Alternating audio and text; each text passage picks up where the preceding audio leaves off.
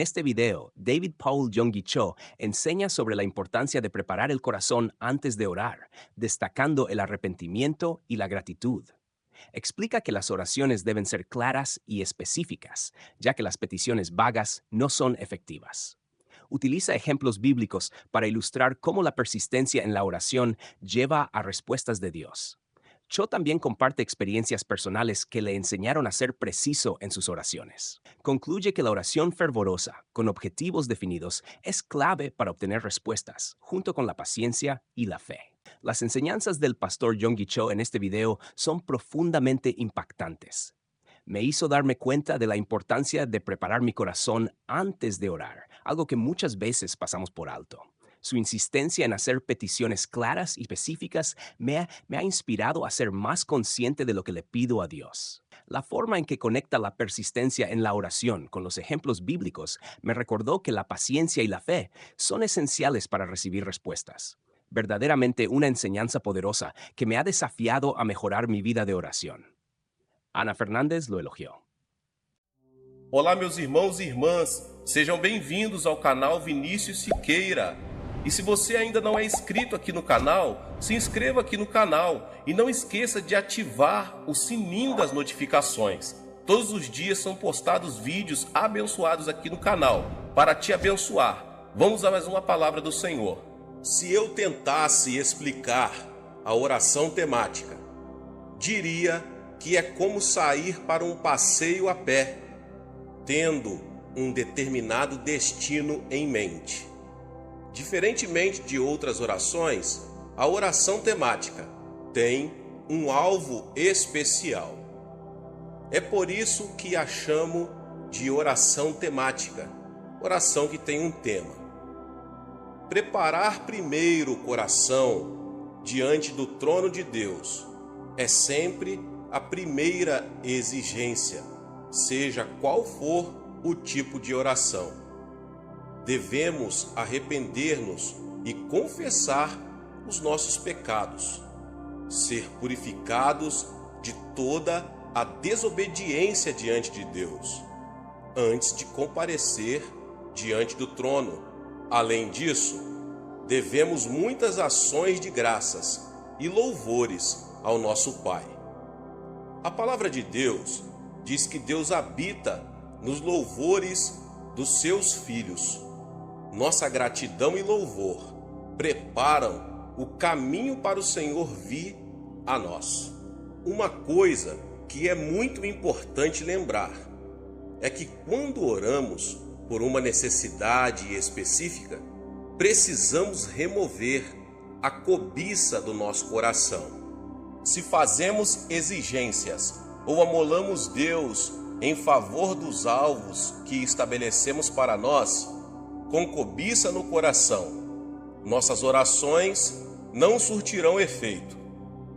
Sejam quais forem os alvos da nossa vida, devemos primeiramente colocá-los no altar do Senhor e considerar em primeiro lugar o que daria mais glória a Ele.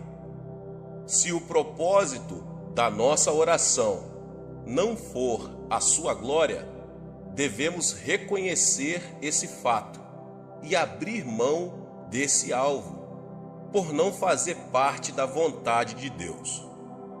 Se nossa oração for da vontade de Deus, devemos ter fé em que nos atenderá com certeza. Nosso desejo supremo deve ser o de querer para nós mesmos somente a vontade do nosso Pai. Para a nossa oração temática, devemos ter em mente alvos bem específicos. Nenhuma oração imprecisa é eficaz.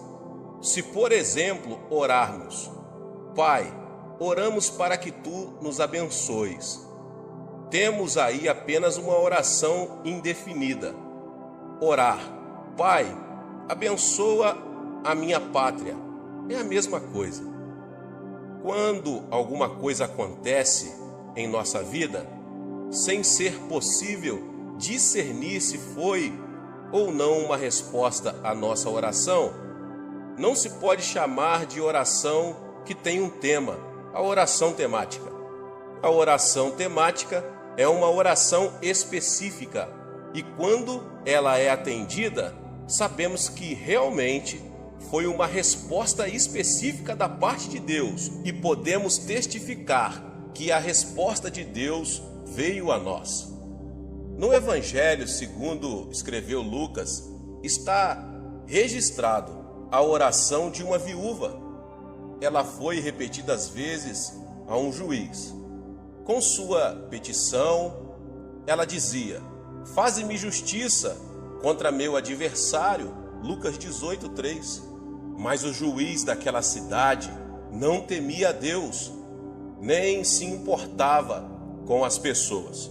Por isso, as petições dela eram desprezadas e ela mesma era ofendida. Mas a viúva continuou voltando ao juiz e não cessou de importuná-lo. Finalmente, o juiz iníquo disse: ainda que não temo a Deus, nem respeito os homens, todavia, como esta viúva me molesta, hei de fazer-lhe justiça, para que enfim não volte e me importune muito. E o Senhor disse: ouvi o que diz o injusto juiz. Não fará Deus justiça aos seus escolhidos, que clamam a ele de dia e de noite, ainda que os faça esperar? Jesus também ensinou a respeito da oração ao contar uma história. Suponhamos que alguém tenha um vizinho amigo e vá até ele à meia-noite dizendo: amigo, empresta-me 3 pães, porque um amigo chegou de viagem à minha casa e não tenho o que lhe apresentar. Então o vizinho responde de dentro: não me importunes, a porta já está fechada e os meus filhos estão comigo na cama. Não posso levantar-me para dar-te os pães. Mas o homem continuou pedindo e acabou recebendo os pães. O vizinho, que já estava dormindo em casa, reconheceu, depois que deu os pães que lhes pediu, não por amizade, mas pela sua persistência. Então Jesus disse: por isso vos digo, pedi e dar-se-vos-á, buscai e achareis, batei e abrir-se-vos-á. Pois qualquer que pede recebe, quem busca acha, e a quem bate abrir-se-lhe-á. Qual o pai dentre vós, que se o filho lhe pedir pão, lhe dará uma pedra? Ou se lhe pedir peixe, lhe dará por peixe uma serpente? Ou se lhe pedir um ovo, lhe dará um escorpião? Se vós, pois sendo maus, sabeis dar boas dádivas aos vossos filhos, quanto mais dará o Pai Celestial, o Espírito Santo, àqueles que pedirem? Portanto, orarmos, devemos ter alvo bem específicos, tais como: faze-me justiça contra meus adversários, ou empresta-me 3 pães. A oração sem alvos exatos não pode ser chamada de oração temática, a oração que tem um tema. Durante esses últimos meses, fiquei com uma única oração temática. Tinha que achar um novo templo para a nossa Igreja do Evangelho Pleno em Tóquio. Na cidade de Tóquio, é exatamente difícil achar um prédio apropriado para servir de templo da igreja. Mesmo quando descobríamos um prédio para alugar, se disséssemos que era para as atividades da igreja, a maioria dos donos dos imóveis recusava, especialmente para os cristãos coreanos. Visando esse propósito específico, então fiquei lutando em oração durante vários meses. E Deus nos atendeu e nos capacitou a alugar um belo prédio no centro de Tóquio. É bem melhor do que aquele que agora temos e dispõe de um estacionamento maior. Mas a oração imprecisa, sem alvos nítidos, é como alguém escrever uma carta sem dar informações, sem destinatário e sem endereço.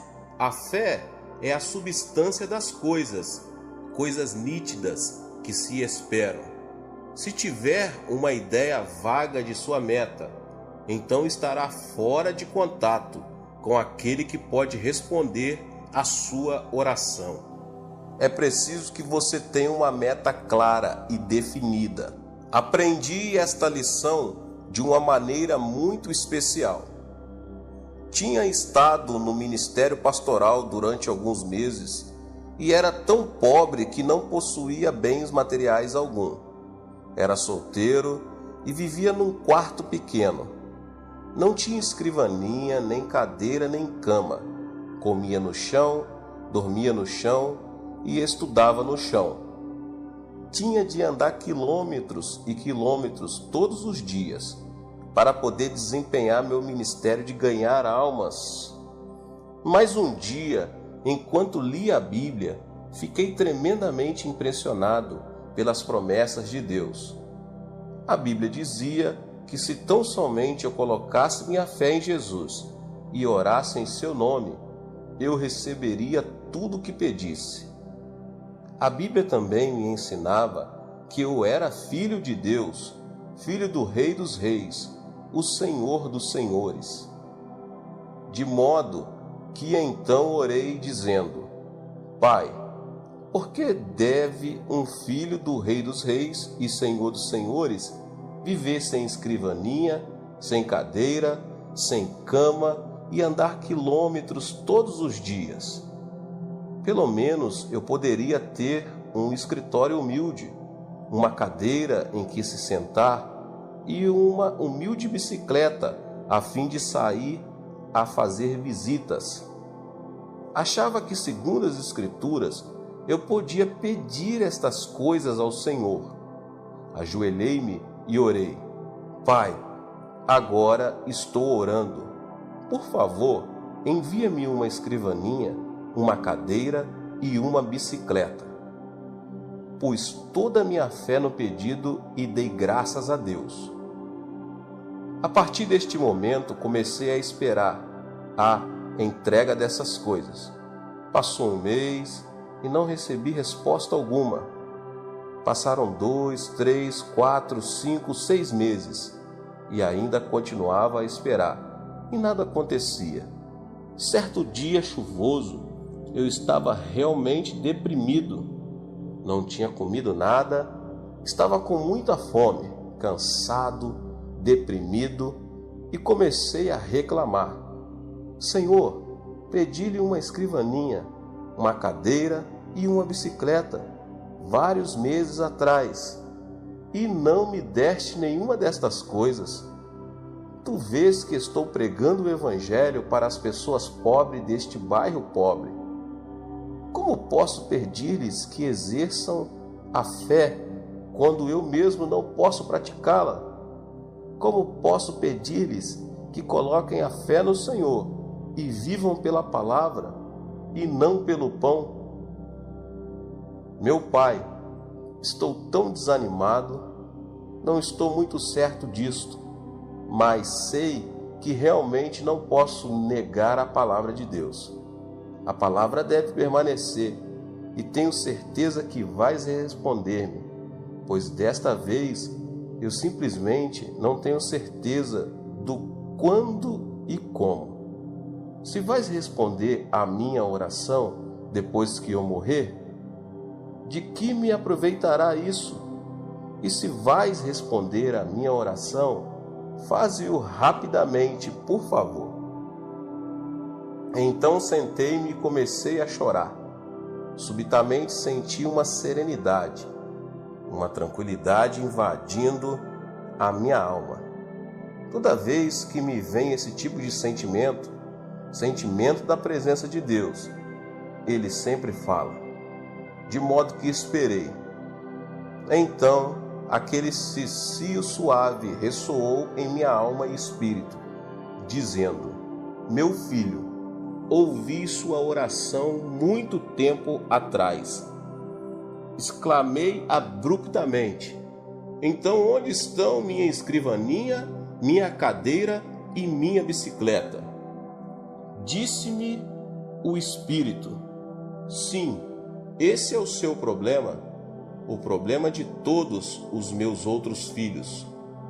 Imploram exigindo todo tipo de coisas, mas fazem com termos tão vagos que não posso responder. Será que você não sabe que há dezenas de tipos de escrivaninhas, cadeiras e bicicletas? Mas você simplesmente pediu uma escrivaninha, uma cadeira e uma bicicleta. Não pediu uma escrivaninha específica, nem uma cadeira específica e nem uma bicicleta específica. Este foi um ponto crítico de minha vida. Nenhum professor do Instituto Bíblico me havia ensinado estas coisas. Eu tinha cometido um erro que resultou num abrir de olhos para mim. Então disse eu: Senhor, realmente desejas que eu ore em termos específicos? Desta vez o Senhor me levou para Hebreus, capítulo 11. A fé é a certeza das coisas bem específicas que se esperam. Ajoelhei-me de novo e disse: Pai, sinto muito. Cometi um grande erro e te compreendi mal. Cancelo todas as minhas orações passadas. Começarei tudo de novo. Então dei o tamanho da escrivaninha, que devia ser de mogno das Filipinas. Queria o melhor tipo de cadeira, uma cadeira de escritório, de aço, com rodinhas, para que pudesse mover-me de um lado para o outro, como um manda-chuva. Falei-lhe depois da bicicleta. Dei muita consideração a esse assunto, porque há tantos tipos de bicicletas: coreanas, japonesas, formoseanas e alemãs. Mas naqueles dias, as bicicletas coreanas e japonesas, geralmente, eram muito franzinas, e eu queria uma bicicleta forte e maciça. E como as bicicletas de fabricação norte-americana são muito boas, orei dizendo: Pai, desejo uma bicicleta fabricada nos Estados Unidos, com algumas marchas para que eu possa regular a velocidade. Eu encomendei estas coisas em termos tão específicos que Deus não poderia cometer erro algum em entregá-las. Então realmente senti a fé fluir no coração e regozijei-me no Senhor. Nesta noite dormi como uma criança. Mas ao despertar, às 4h30 da manhã seguinte, a fim de preparar-me para a reunião de oração matinal, repentinamente descobri que meu coração estava vazio. Na noite anterior, eu tinha toda a fé que há no mundo, mas enquanto dormia, a fé bateu asas e me deixou. Não sentia nada no coração, disse. Pai, isto é terrível. Uma coisa é ter fé, mas é totalmente diferente conservar essa fé até receber a resposta. Este é um problema comum de todos os cristãos. Podem escutar por algum tempo a um pregador excelente e ter toda a fé que há no mundo enquanto o ouvem, mas antes que cheguem a casa para perderem tudo, sua fé bate asas e voa. Nessa manhã, lendo a Bíblia, à procura de uma passagem especial para pregar, repentinamente meus olhos caíram em Romanos 4,17. Deus que vivifica os mortos e chama à existência as coisas que não existem. Meu coração pegou-se a esta passagem e ela começou a queimar-me as entranhas, no meu interior. Disse a mim mesmo: acho que podia simplesmente chamar-me à existência aquelas coisas que não existem como se existisse, como se já as possuísse. Eu tinha recebido a resposta ao problema, como conservar minha fé. Corri para a tenda que nos servia de igreja, onde as pessoas já haviam começado a orar, e depois de cantarmos alguns hinos, comecei a pregar. Expus-lhes essa mensagem bíblica e disse: irmãos, pela bênção de Deus, já tenho uma escrivaninha de mogno das Filipinas, uma linda cadeira de aço com rodinhas e uma bicicleta com marchas de fabricação norte-americana. Louvado seja o Senhor! Já recebi todas estas coisas. As pessoas ficaram a olhar de boca aberta, pois sabiam que eu era totalmente pobre e gabava-me destas coisas e não podia acreditar no que ouviam. Pela fé, realmente louvava a Deus, fazendo justamente o que a palavra de Deus ordena. Depois do culto, enquanto saía, 3 rapazes seguiram-me e disseram: pastor, queremos ver suas coisas. Fiquei aterrado porque não tinha contado com a possibilidade de ter que mostrar minhas coisas. Todos os membros da igreja moravam em um dos bairros mais pobres, e se percebesse que seu pastor lhes havia mentido, meu ministério ali estaria terminado. E os jovens não estavam dispostos a voltar atrás. Achava-me em uma terrível situação e comecei a orar. Senhor, desde o princípio, essa não foi ideia minha. Foi tua ideia que eu lhes dissesse isso. Simplesmente te obedeci e agora estou em apuros. Falei-lhes como se eu fosse dono das 3 coisas. Que explicação posso dar-lhes agora? Tu precisas ajudar-me, como sempre tens feito. Então o Senhor veio em meu auxílio e uma ideia começou a flutuar em meu coração, de modo que lhes disse resolutamente: venham ao meu quarto e as verão. Todos foram e começaram a olhar ao redor procurando a bicicleta, a escrivaninha e a cadeira. Disse eu: não procurem essas coisas, eu las mostrarei mais tarde. Aponte o dedo para o Sr. Park, que agora é pastor de uma das maiores igrejas das Assembleias de Deus da Coreia, e disse: far-lhe algumas perguntas. Se você puder responder às minhas perguntas, mostrar-lhe-ei todas estas coisas. Por quanto tempo você esteve no ventre de sua mãe antes de vir ao mundo? Ele coçou a cabeça e disse: bem, 9 meses. Respondi então: o que você fez durante 9 meses no ventre da sua mãe? Cresci. Mas prosseguiu: ninguém o via. Ninguém podia ver-me porque eu estava dentro do ventre da minha mãe. Então eu disse: ainda no ventre de sua mãe, você era o mesmo bebê que nasceu para o mundo. Você respondeu corretamente. A noite passada, ajoelhei-me aqui e orei ao Senhor, pedindo a escrivaninha, a bicicleta e a cadeira. E pelo poder do Espírito Santo concebi essas coisas. É como se estivessem dentro de mim, crescendo neste momento.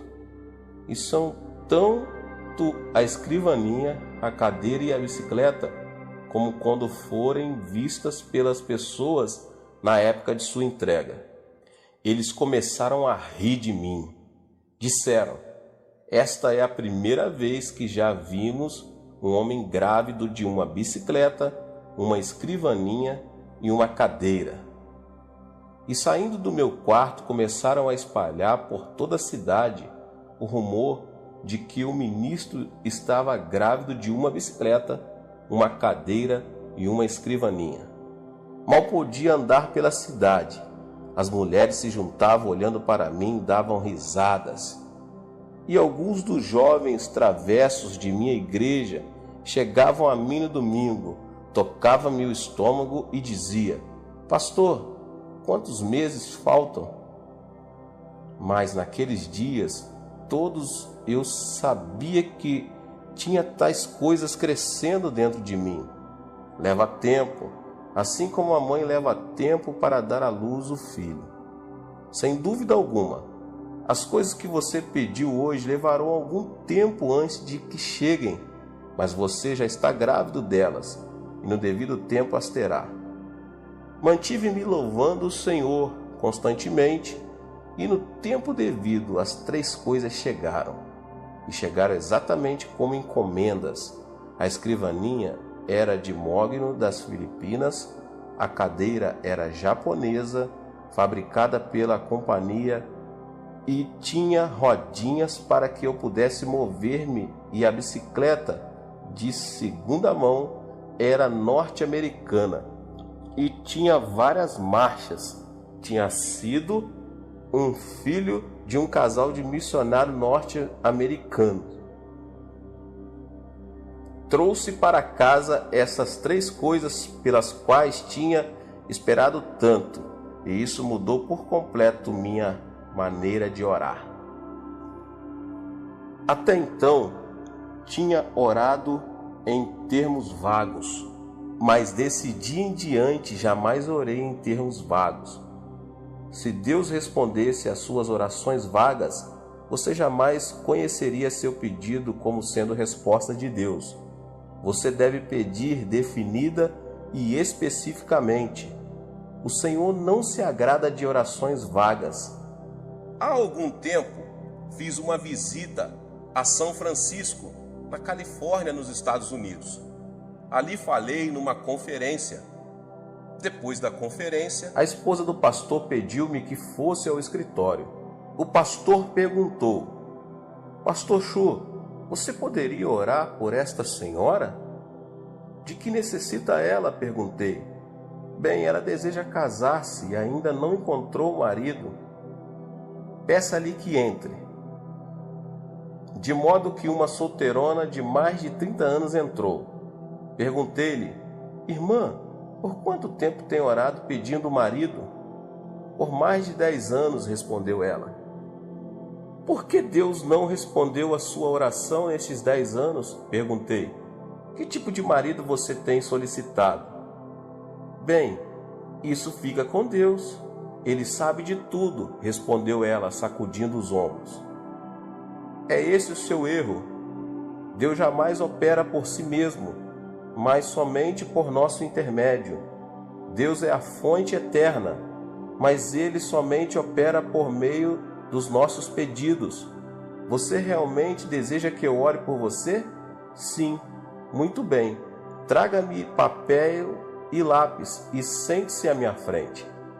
Ela sentou-se e eu disse: Se você escrever as respostas às minhas perguntas, orarei por você. Pergunta número 1. Você realmente deseja um marido? Mas que tipo de marido quer? Branco, asiático ou preto? Branco. Muito bem, escreva isso. Número 2.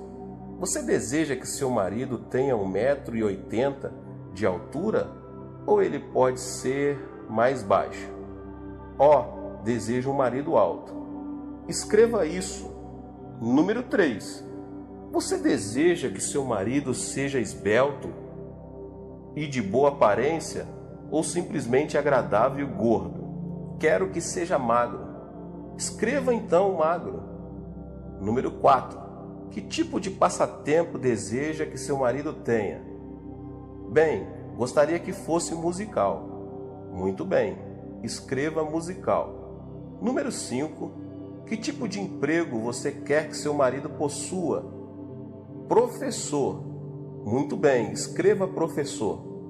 Fiz-lhe mais ou menos 10 perguntas, então disse: Por favor, leia sua lista em alta voz.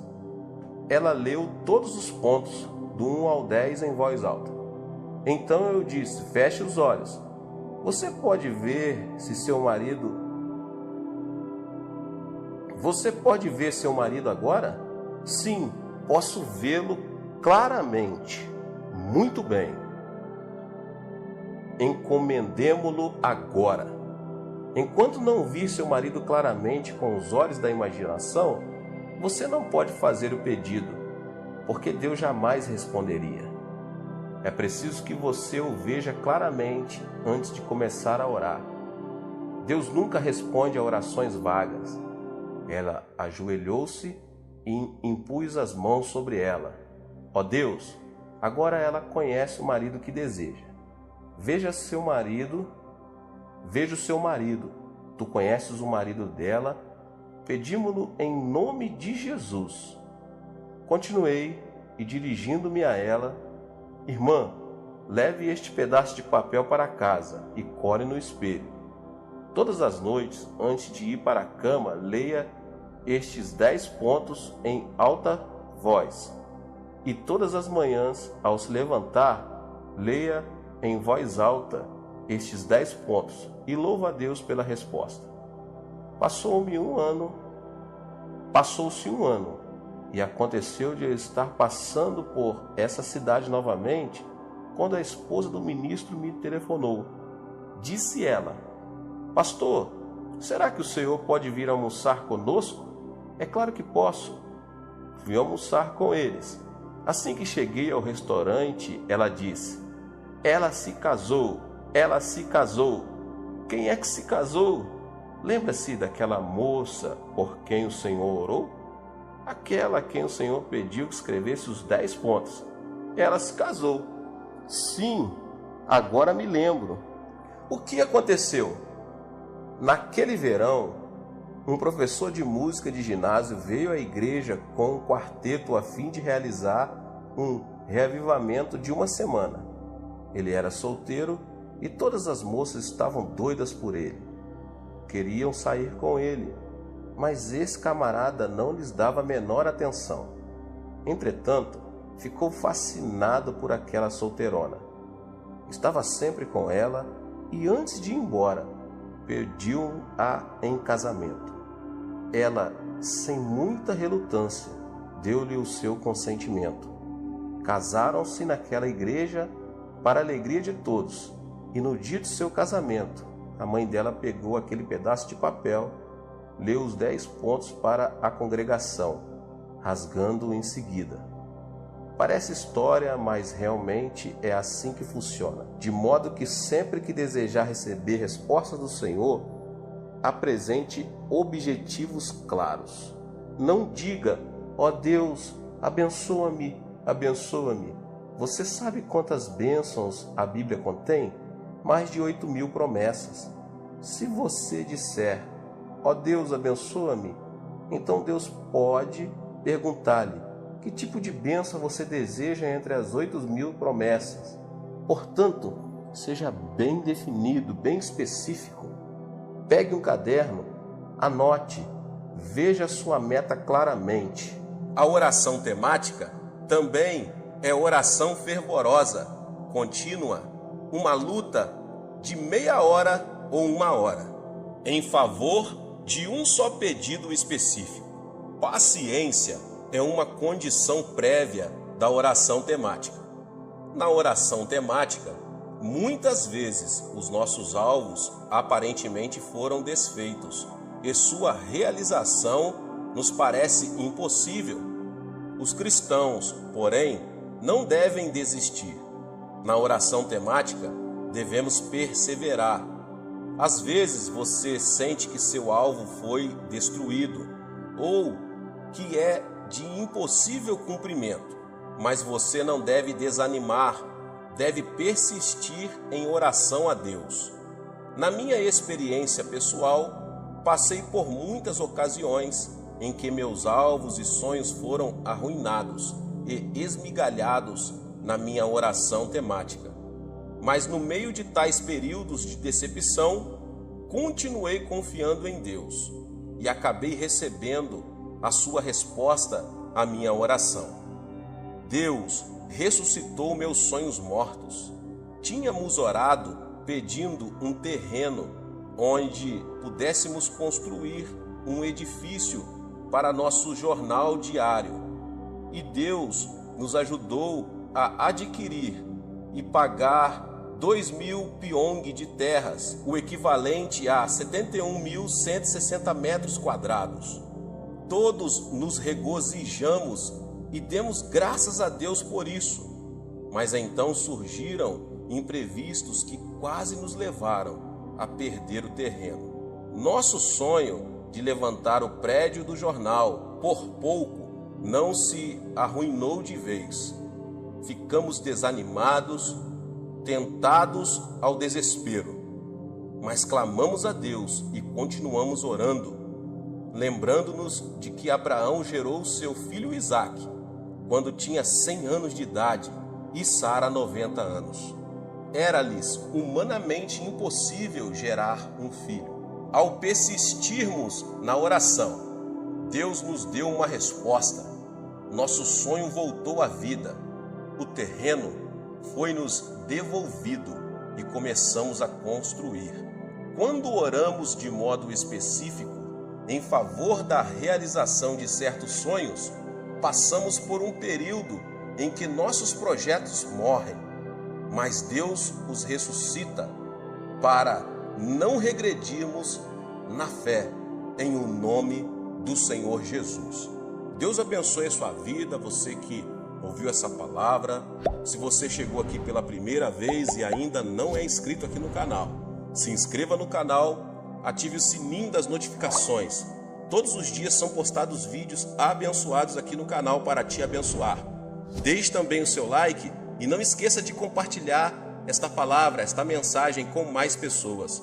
Nos vemos nos próximos vídeos. Amém.